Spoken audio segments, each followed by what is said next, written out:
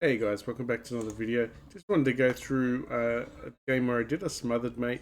Probably not the most accurate game early on, but my openings are getting to become a lot better these days, and I'm starting to lose more in the middle games. End game's starting to improve a lot too. But as you see, usually 9 times out of 10, I'll play here and go for the open Sicilian because he's playing the Sicilian, but typically, this is a bad move only because of the fact that you can blunt the bishop going in.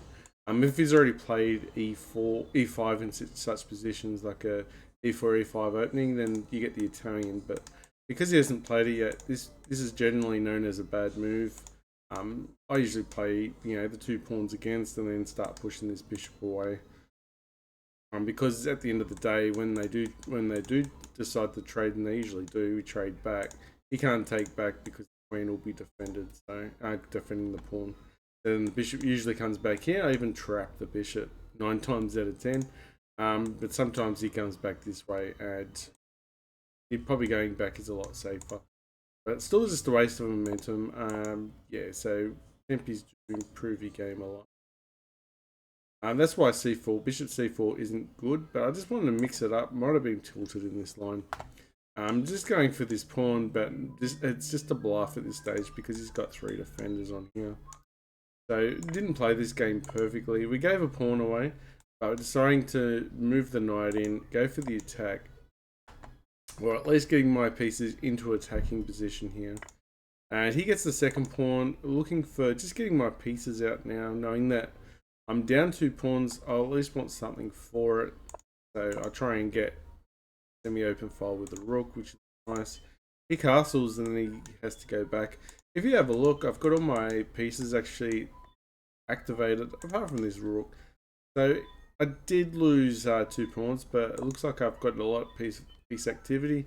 Just going here, trying to create some weakness, trying to encourage the H pawn in moving down, which he doesn't. He actually goes here, which is usually a good idea, especially if you can cut the relationship between here. It's usually something I see a lot with the queen and the rook, or you can actually just block a lot of pieces with the pawn. So we just run back, and also some light squares are starting to get weak now too. So now we're trying to break open this center because this is a big problem now. My bishop is currently absolutely doing nothing at all. So you want to try and remove the problem. He takes. Now he shouldn't have actually taken now because we actually open back up. And that's how you can sometimes work out if you always hear, or some people hear taking is a mistake. That's a case that taking was a mistake because it did open up. So okay, so he moves down. This is even worse again because it opens up the bishop here. You can't even go here anymore. Also, you could go here and block this square. He's starting to weaken squares. Even this square is starting to become an option very soon, especially if we end up going here. We could possibly go here. Obviously, we can't because he could take with the pawn.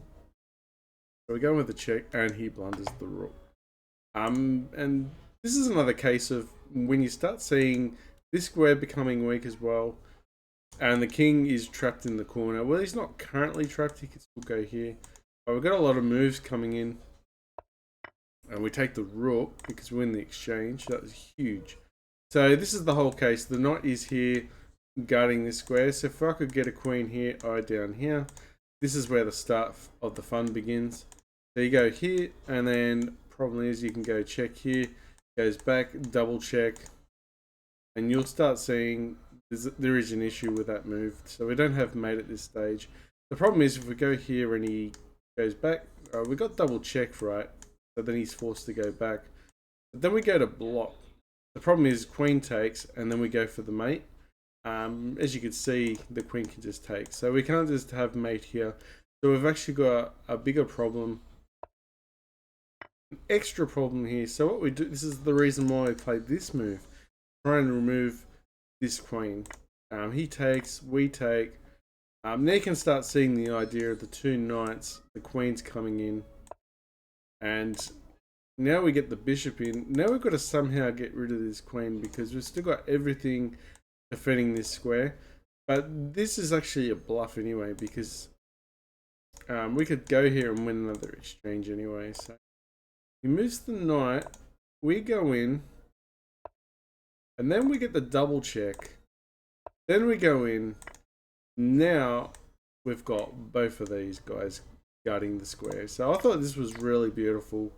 Hopefully you guys enjoyed the video. I like, even though some of the games aren't as perfect, it sort of gives you an idea of some of the moves, what you can do to lead up to going for the mate. You saw the problem with the queen.